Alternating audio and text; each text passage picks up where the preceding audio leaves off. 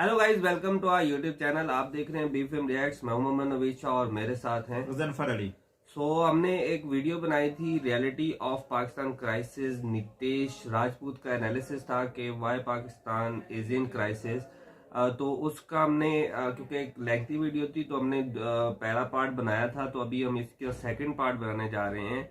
उसमें कुछ फैक्टर्स हमें बताए थे। नितेश राजपूत बहुत कमाल का एनालिसिस करते हैं और आज जो है हम इसका सेकंड पार्ट देखने वाले हैं कि इसमें मजीद कौन कौन से ऐसे फैक्टर्स हैं जो कि इनके अकॉर्डिंगली, क्योंकि काफी फैक्ट्स के ऊपर ये बात कर रहे थे, तो इनके अकॉर्डिंगली वो जो है ना फैक्टर्स हैं पाकिस्तान के क्राइसिस के। सो विदाउट एनी वेट चलते हैं हम अपनी वीडियो की तरफ। अफगानिस्तान वॉर के बाद अमेरिका को पाकिस्तान की जरूरत नहीं थी। अब इस चीज का आप अंदाजा इस चीज से लगा सकते हैं कि 1989 में यूएस ने पाकिस्तान को सीधे सीधे $452 मिलियन की एड दी थी, जो 1998 तक घट के $5.4 मिलियन रह गई थी। बांग्लादेश, इंडिया जब एक्सपोर्ट करके अपनी इकोनॉमी को धीरे धीरे आगे बढ़ा रहे थे, तो पाकिस्तान की मिलिट्री एड से खुश हो रही थी।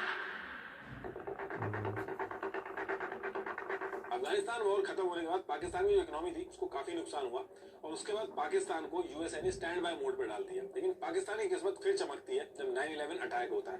वर्ल्ड ट्रेड सेंटर में ये अटैक अलकायदा ने करवाया था और यूएस को डर था कि ये अटैक अगर दोबारा नहीं करवाना है तो अलकायदा को पूरी तरीके से खत्म करना होगा। अलकायदा अफगानिस्तान और पाकिस्तान के बॉर्डर पे ऑपरेट करता था और एक बार फिर यूएस को पाकिस्तान की जरूरत पड़ी। इस बार यूएस ने कोएलिशन सपोर्ट फंड बनाया, सीएसएफ, जिसमें पाकिस्तान को काफी पैसा मिला। 2009 में यूएस ने कैरी लूगर बिल पास किया, जिसने पाकिस्तान को $1.5 बिलियन पर ईयर की एनुअल असिस्टेंस देने का प्रपोजल था। लेकिन ये जो पैसा मिलता था इसको पाकिस्तान यूएस के वॉर एंड टेरर के लिए यूज करने की बजाय अपनी इकोनॉमी को बचाने के लिए यूज करता था, अपनी आर्मी को स्ट्रॉन्ग करता था। और जो ट्रेनिंग सेंटर थे जहां मुजाहिदीन ट्रेन होते थे, वहां से अफगानिस्तान के साथ साथ कश्मीर में भी मुजाहिदीन भेजता था।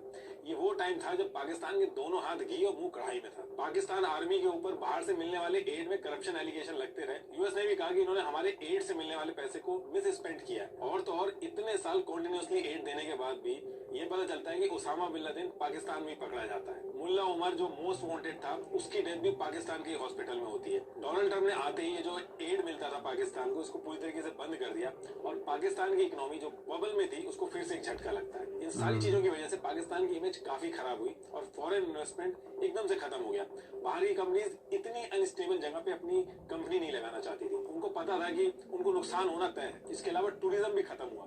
ये बहुत ही बड़ा फैक्टर था पाकिस्तान की इकोनॉमी कोलैप्स होने में। देखिए, पाकिस्तान और इंडिया में कई बार वॉर्स हुई हैं, लेकिन 1971 की वॉर ने पाकिस्तान को काफी वीक किया। ये बहुत ही इंटरेस्टिंग कहानी है जिसके ऊपर बहुत सारी बुक्स हैं, लेकिन कुक्कू एफएम की एक ऑडियो बुक है, इंडिया वर्सेस पाक 1971।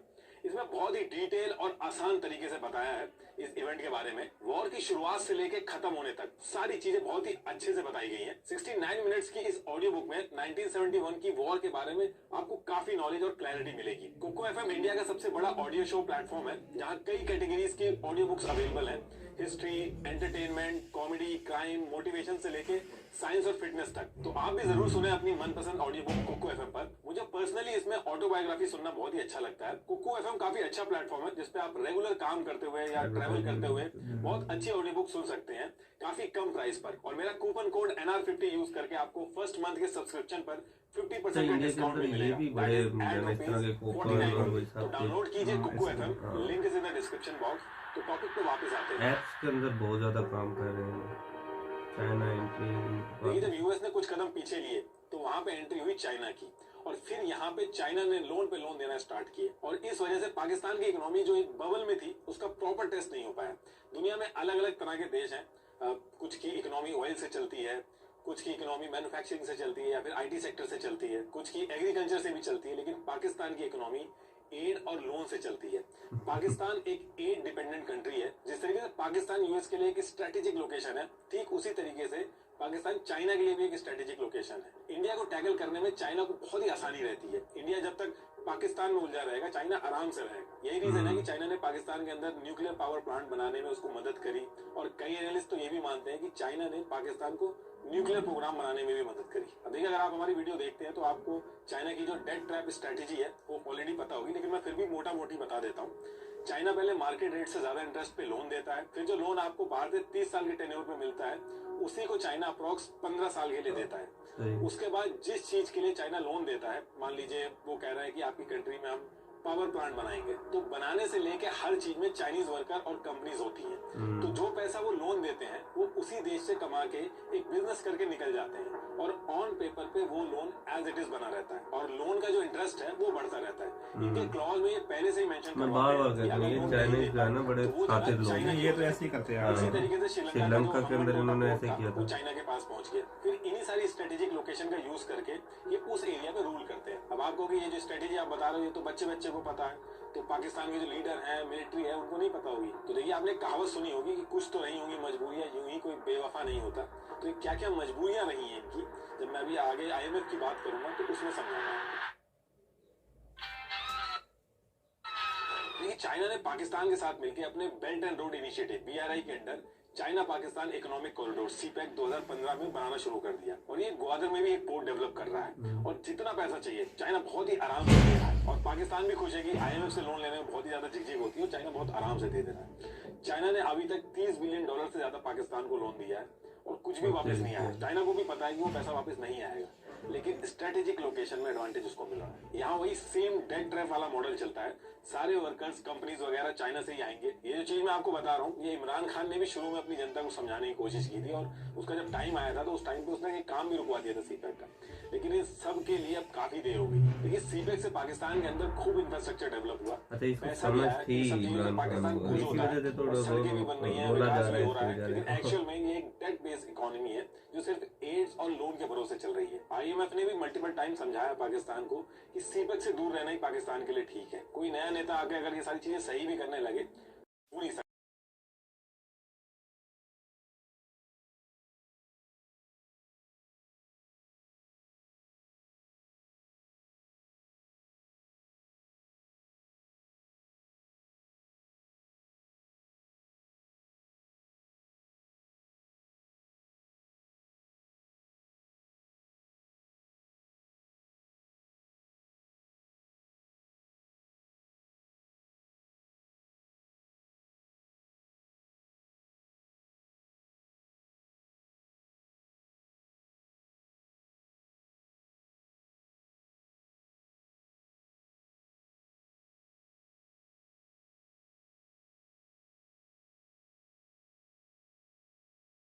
वापस से ला दिया है और इस मैनेजमेंट का सबसे इंपॉर्टेंट प्लेयर है पाकिस्तान आर्मी। और ये मैं इसलिए नहीं कह रहा हूँ क्योंकि मैं इंडियन हूं तो पढ़ाई करूंगा ही। आप दुनिया के किसी भी न्यूज आउटलेट में पाकिस्तान के बारे में पढ़िएगा, आपको पाकिस्तान आर्मी का एग्जैक्टली रोल क्या है वो आपको पता चल जाएगा। पाकिस्तान अपने डिफेंस बजट में जरूरत से ज्यादा खर्च करती है। पिछले साल का पाकिस्तान का टोटल बजट 9,502 बिलियन रुपीज का था, जिसमें से 1,523 बिलियन रुपीज खाली डिफेंस पे गया है, यानी कि टोटल बजट का 15% से भी ज्यादा। लोन का इंटरेस्ट पेमेंट करने के बाद पाकिस्तान की इकोनॉमी का सबसे बड़ा हिस्सा जो है वो डिफेंस में जाता है। पाकिस्तान आर्मी ने 1947 के बाद आधे से ज्यादा टाइम पाकिस्तान को रूल किया है और इनके पास सिक्योरिटी और फॉरेन पॉलिसी में बहुत ज्यादा पावर है। ये लोग उसको ही PM बनाते हैं जो इनके हिसाब से चलता है। इनके बिना पाकिस्तान में कोई भी इलेक्शन नहीं जीत सकता। इसलिए आपने वो कहावत जरूर सुनी होगी, बहुत ही फेमस है पाकिस्तान आर्मी के लिए, कि जंग कदे जीती नहीं और इलेक्शन कदे हारे नहीं। ये देखिए इतने सारे मेडल इन्होंने लगा रखे हैं, लेकिन उन्होंने आज तक एक भी जंग नहीं जीती। पाकिस्तान के एक ऑथर है आयशा सिद्दीका, उनकी किताब है मिलिट्री INC। अगर मौका आपको लगेगा तो उसको पढ़िएगा जरूर। पाकिस्तान की आर्मी पूरे देश का पैसा कैसे घुमा रही है, इकोनॉमी को कैसे कंट्रोल कर रही है, बहुत ही बढ़िया तरीके से उसमें बताया। आपने कभी सुना है कि कोई आर्मी कपड़े, साबुन, तेल ये सब बेचती हो? ये दुनिया की अकेली आर्मी है जो सीमेंट, कपड़े, मीट, इंश्योरेंस, रियल एस्टेट ये सब बेचती है। इनकी आर्मी पाकिस्तान के रियल एस्टेट को कंट्रोल करती है और हर जनरल को रिटायरमेंट के बाद प्लॉट पे प्लॉट मिलते हैं। पाकिस्तान आर्मी की नेटवर्थ 1 लाख करोड़ से भी ज्यादा की है। इनकी आर्मी के अगर टॉप 100 ऑफिसर्स की वेल्थ का अंदाजा लगाया जाए तो 35,000 करोड़ से भी ज्यादा की वेल्थ है। इनके बच्चे सब बाहर पढ़ते हैं, UK में इनके घर हैं, जबकि एक आम पाकिस्तानी ये सब सपने में भी नहीं सोच सकता जो ये लोग करते हैं। पाकिस्तान आर्मी ने फाउंडेशन और ट्रस्ट का एक नेटवर्क बना रखा है जो पाकिस्तान के अंदर सारी चीजें ओन करते हैं, जैसे फौजी, शाहीन और बहरिया फाउंडेशन, जिनको आर्मी, एयरफोर्स और नेवी चलाते हैं। इनमें से फौजी फाउंडेशन सबसे बड़ी है। पाकिस्तान के अंदर ब्रेड तक भी मिलिट्री कंट्रोल बेकरी से बनती है। पाकिस्तान के बैंक को भी आर्मी ओन करती है और हैवी इंडस्ट्री का 1/3 और टोटल प्राइवेट एसेट का 7% हिस्सा आर्मी ओन करती है। पहले कमाते हैं और फिर लॉ में अमेंडमेंट करा के अपना फायदा करवाते हैं। आर्मी वेलफेयर ट्रस्ट और फौजी फाउंडेशन को इनकम टैक्स से भी छूट मिलती है और इस वजह से इनके सामने जो प्राइवेट कंपनीज है वो इनके सामने टिक नहीं पाती हैं। इनकी आर्मी के पास पावर और पैसा दोनों है। ये जो फैक्ट्स बता रहे हैं देश की आर्मी इतनी अमीर हम लोग यार बात नहीं कर पा रहे क्योंकि हम इसके अंदर ऐसे घुसे हुए हैं बोल सकते हो कि मैं ये जो बातें कर रहा है बिल्कुल अंदर तक जा रही है। पाकिस्तान आर्मी चीफ जो इससे पहले थे जावेद बाजवा, इनकी वाइफ की जो 2016 में वेल्थ थी वो 0 थी।